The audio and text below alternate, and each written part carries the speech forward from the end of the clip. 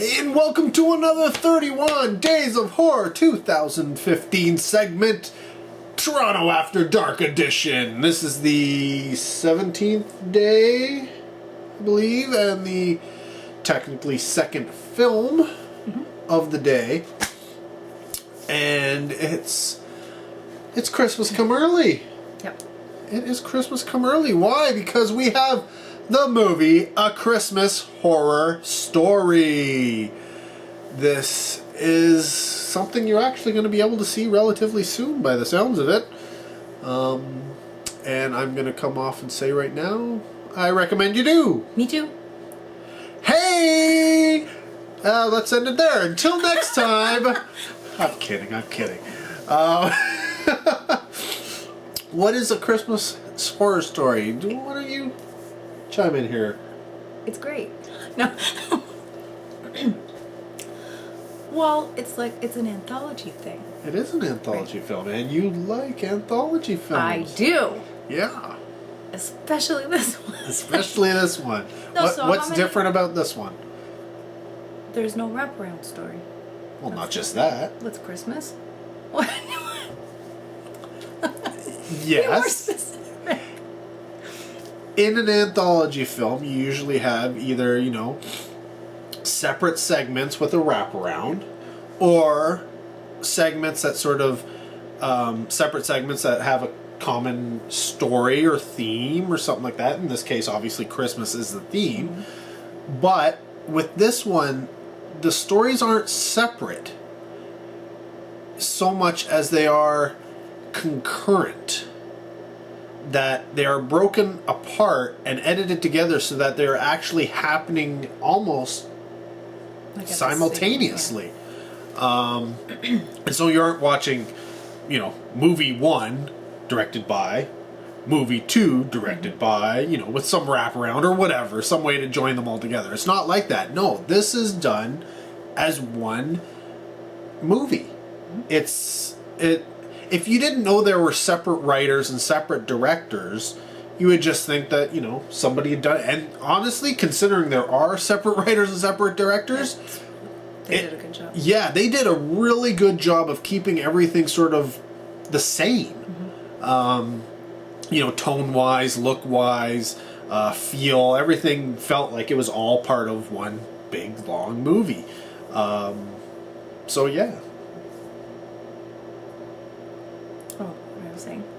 Yeah, what you were saying. Continue. There was, now I can't remember how many. There's the radio. Yeah. Right, so the radio guy. Radio DJ. Then there's the Santa. Yeah, Santa Claus's workshop.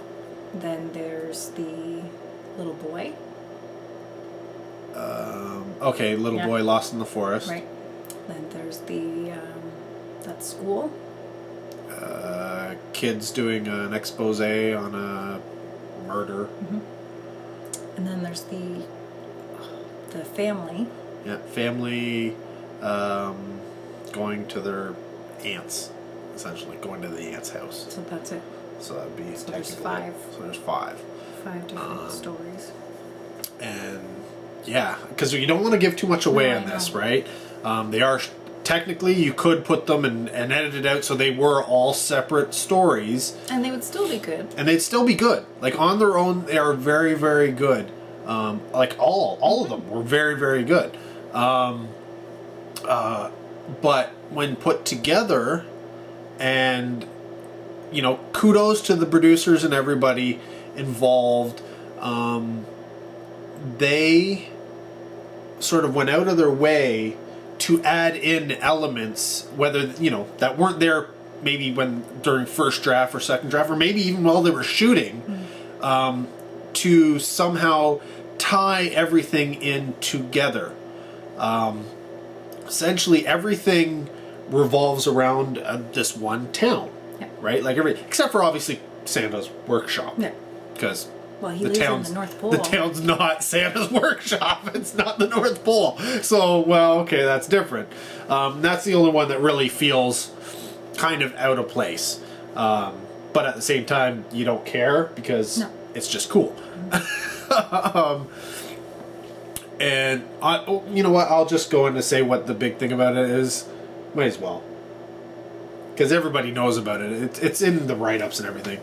It's Santa versus zombie elves. Right? So that's what it is. It's Santa versus zombie elves. For the Santa one. For this, yeah, the Santa at Santa's Workshop one, right? But yeah, so essentially, I guess the main tie-in is the school, right? It's the kids going to do the expose on the murder at the school. That's sort of like the catalyst almost. And this is, I guess, they said it was for her project. See, okay, this is kind of what I had a little bit of a problem with. Is that, yeah, it was for a project. Yeah. But they're not supposed to be there. So how is she going to explain this for her project? Yeah. Then, you know? And it's weird because she's almost, I don't, unless it's like a journalism project, she was sort of like doing a... She was being like the reporter. She was being like a reporter, yeah. And they're doing, you know, we're looking at taking you to the locations of this murder that happened in our town last year. Was it last? Yeah, it was. Yeah, it was the year before, right? And I'm like, if this is a school project, you may not get a passing grade because it was breaking and entering. Mm-hmm. Clearly, you're talking about a subject that is kind of taboo for this town. Yeah, and it makes reference, like, the radio guy, you know, like... Yeah, everybody's bringing it up. That's the thing. It's the anniversary, so it's just one of those things. It's like, okay, well, yeah, that kind of threw me off where she said it was for a project. Mm-hmm. If they had said, you know, they were just... I think they should have just said like a web series or something like that. You know, you're going on YouTube or something like that. Yeah. Because the YouTubes are cool. That would have made more sense. It would have made more sense. Or, you know, they were just curious and they wanted to see for themselves. Or then the reporter thing wouldn't work. But anyways, for the reason for them to be there would have made more sense. And then I wouldn't have had a problem with it. Yeah. But that kind of was weird. So, and that one joins to the little boy. The little boy, because the father of the little boy is the police officer who investigated the original murder. Yep. So that's how those two stories tie together. And that story is essentially they go off to cut down a Christmas tree, and he's not a very good police officer because they decide to trespass and steal somebody else's tree off their property. Not a good idea. Not a good idea. And then the little boy gets lost, and they find him eventually, but he's not the same. There's something different. Yeah. And then that goes on from there. To say any more would give it away. But at the same time, back to the school... And the family going to the aunt's house, apparently the daughter... Right. Yes, that's how that's connected. Got the keys, because she's a klepto. And she stole the keys. I don't know how or where from. No, because I was thinking originally, and maybe I made this up in my head, but I was thinking somehow she got them from her dad. That's what I thought, but then when he didn't work at the school. No, then when he's talking about what he does and whatever, that has nothing to do with that. So this is one of those problems where you watch one of these films, you have to re-watch it because you end up with these things going, did they? Oh, I thought that doesn't make any sense. I'm glad you thought that too. Yes, I did. I thought it was her father, and she stole the keys from her father, and her dad worked at the school or something like that. Yeah. But clearly that can't be the case. So whatever. She steals the keys. That's how she's relating back to this whole group of stories. And so they get the keys, and they actually reference her several times through their bits. They do. Because they get trapped in the school. And so because they're trapped, they keep thinking, okay, well, you know, nobody's coming back. It's Christmas break. We're going to die in here, right? And they keep thinking, well, she's the love interest of one of the guys in the, you know, the camera crew. So she figures, oh, well, once she doesn't hear back from him tonight, you know, to get she knows we're here, so lovey, dovey, then, you know, something will come about. But unfortunately, in her segment, they go off to Aunt's house unannounced.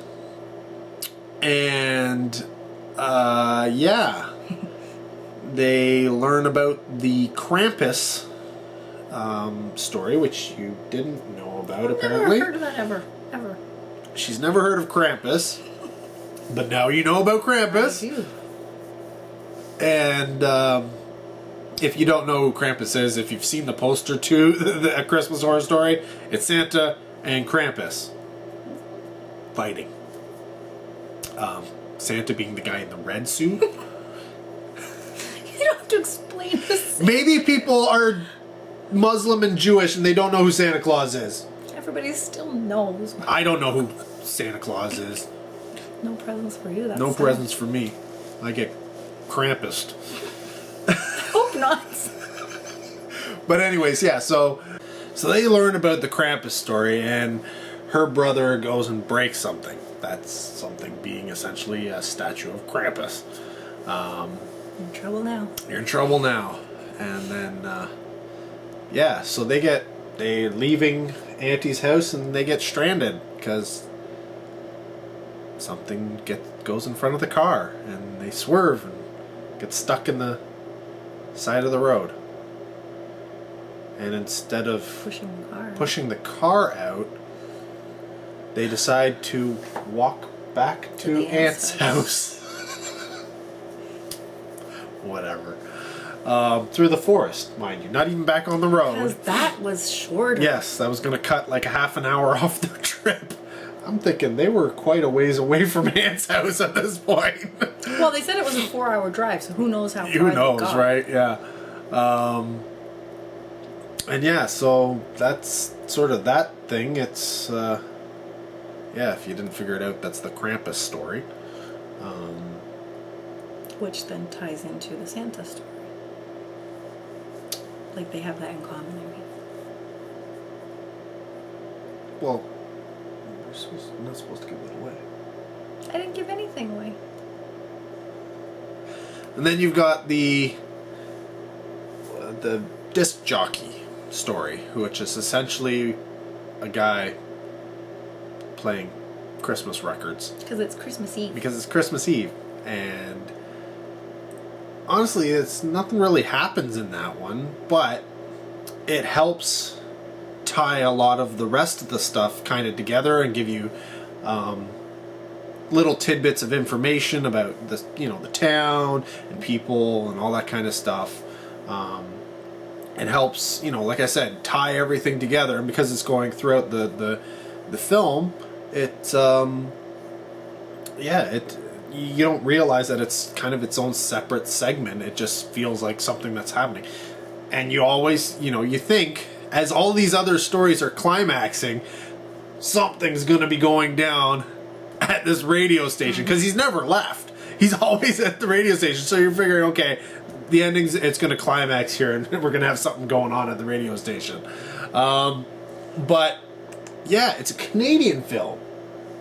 Good old Canadian film. And yeah, normally you say it's Canadian film, you're like, oh, they don't normally turn out to be very good, but we loved it. We really, really like this. It's got multiple directors. There's Grant Harvey, Stephen Hoban, and Brett Sullivan, I believe. 3 different directors. Some of them obviously directed multiple portions of it, and there's multiple writers. Oddly enough, these guys seem to have worked together in past projects, and it's funny. One seems to be a director, one seemed to be a producer, and the other one seemed to be an editor, and those were their main focuses. But in this case, they were all directors. They may have had other roles.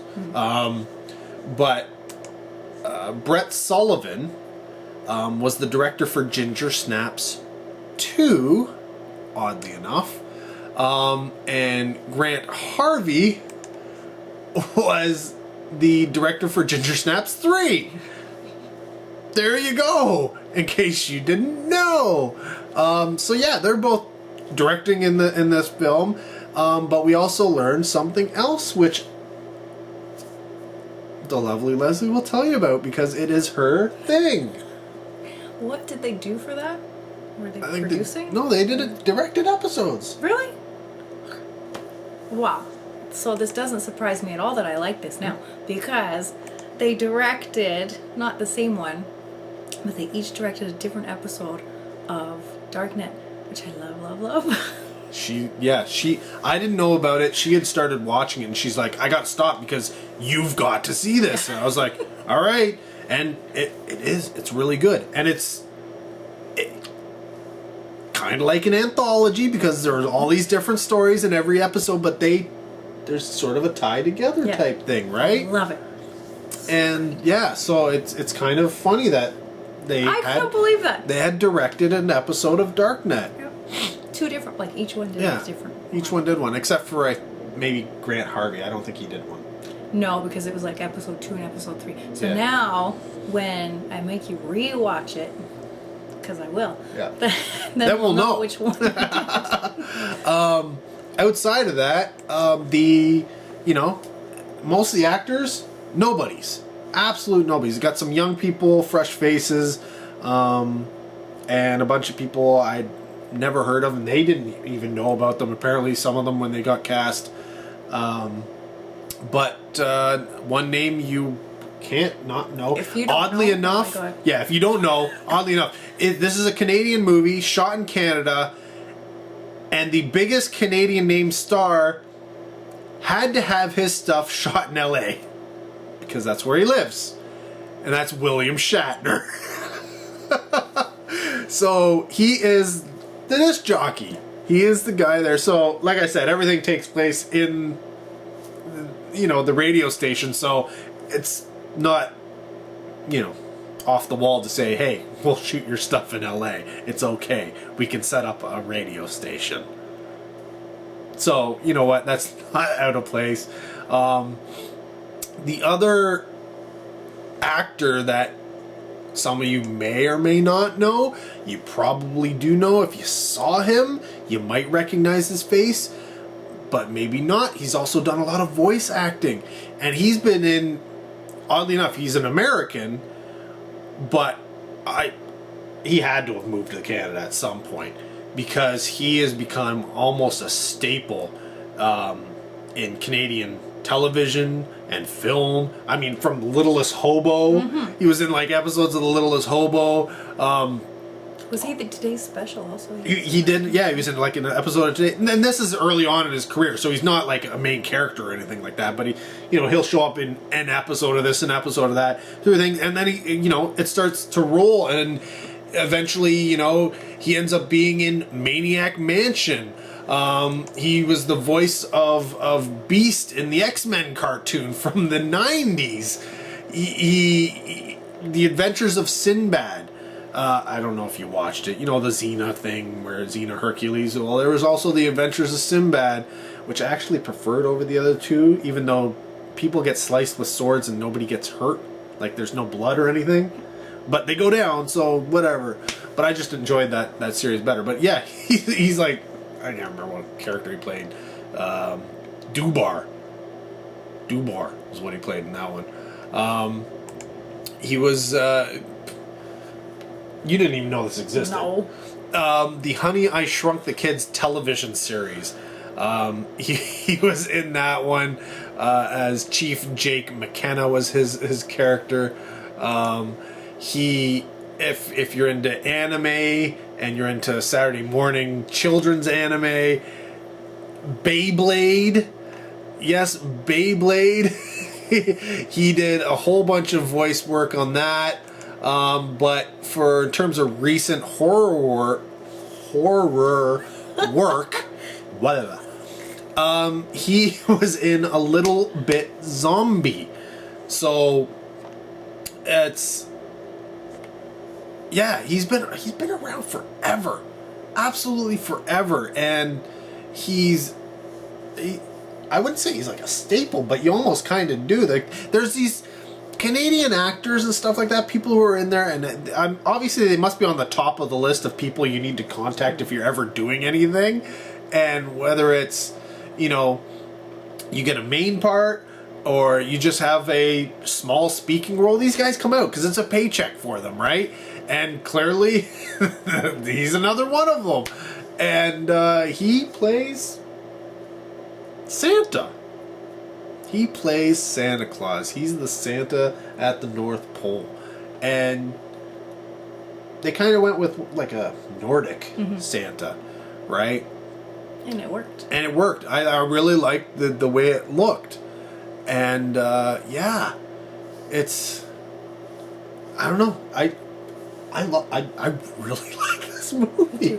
I really like this movie. And that's not, you know, because they gave us T-shirts, because they did. I got a red one. I got a black one. See? And we got our picture taken with Santa. Oh, I should have showed that. Whatever. But that's not why we like it. You will not buy us off with swag. But you can might. Try. You keep send it. It didn't work this time. But no, honestly, guys. Trust me when I say check this out. Like I said, all of the segments are all very different. They've got a monster story, they've got a ghost story, they've got zombie story. Everything's in there. They all revolve around Christmas, all have these Christmas themes, and yet they all tie in together. They all, I mean, yeah, it's got problems. I'm not saying it's perfect. Yeah, I'm not saying it's perfect. Anybody who calls an observatory other than an observatory, you're going to know it's an observatory. Unless you've never seen an observatory and you don't know what an observatory looks like. But there's one piece of an observatory that's only on an observatory. And if you don't cut that off the building, it doesn't matter what you call it in the movie. Everybody knows it's an observatory.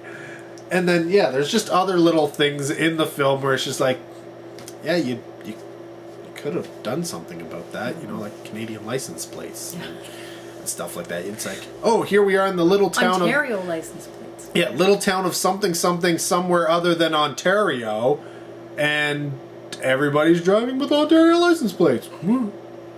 But these are little things, and it wasn't. It's little things, yeah, but these are things that obviously, considering how much these guys have done, they should have picked up on this, because it's standard fare. You know, like you're shooting in Toronto, you cover up the Canada Post mailbox. You know, it's just something you do. You know, but whatever. It's little things like that. I would say they lucked out because they got actual real snow when they were shooting this film and all the little segments.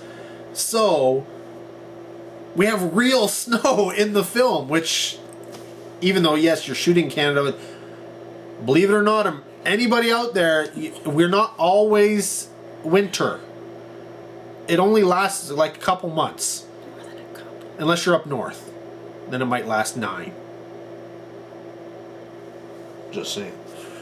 But I mean, in terms of snow on the ground all the time, right?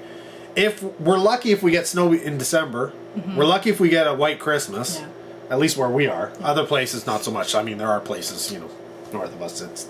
For them, it's like they're lucky if they don't get a white Christmas. You know, like, but yeah, where we are, it's like you figure January, February, you're gonna have snow.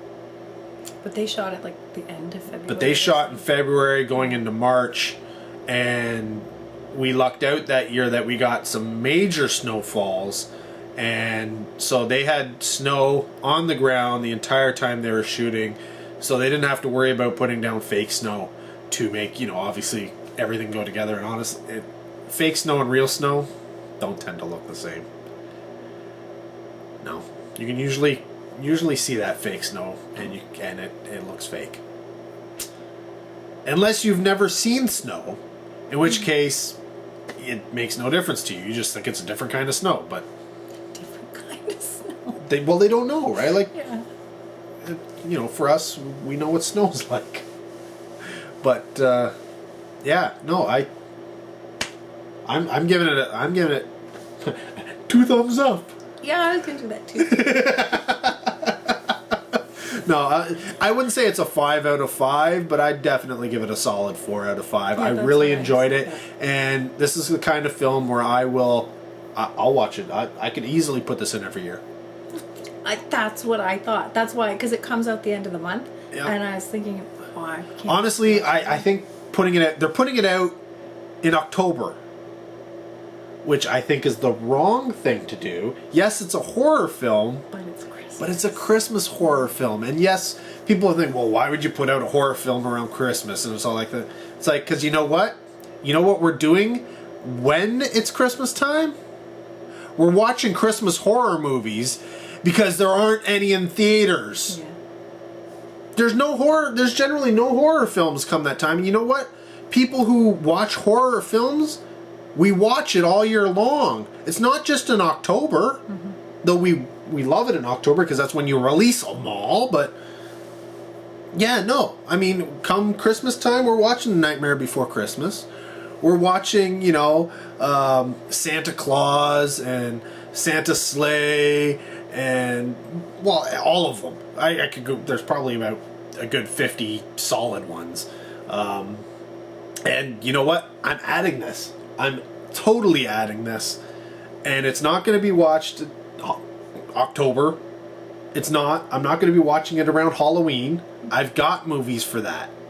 There are Halloween horror movies. No. I don't need a Christmas movie at Halloween. Come on. Who's releasing this stuff? They're just... Oh, E1.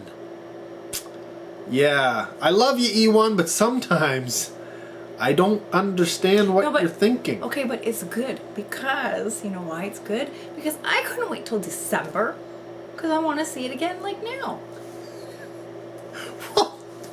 Because now, I got to go through it again.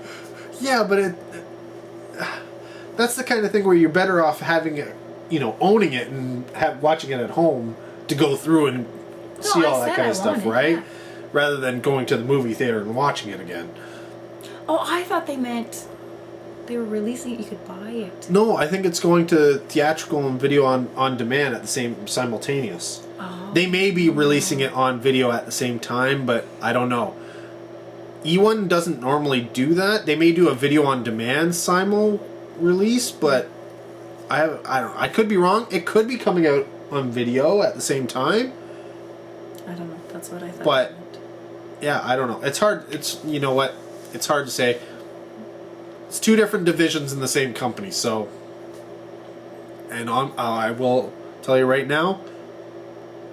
E1, turn off the video right now. Nobody from E1 can watch right now. I'm giving away some secrets of yours that you don't want anybody to know. So turn it off right now.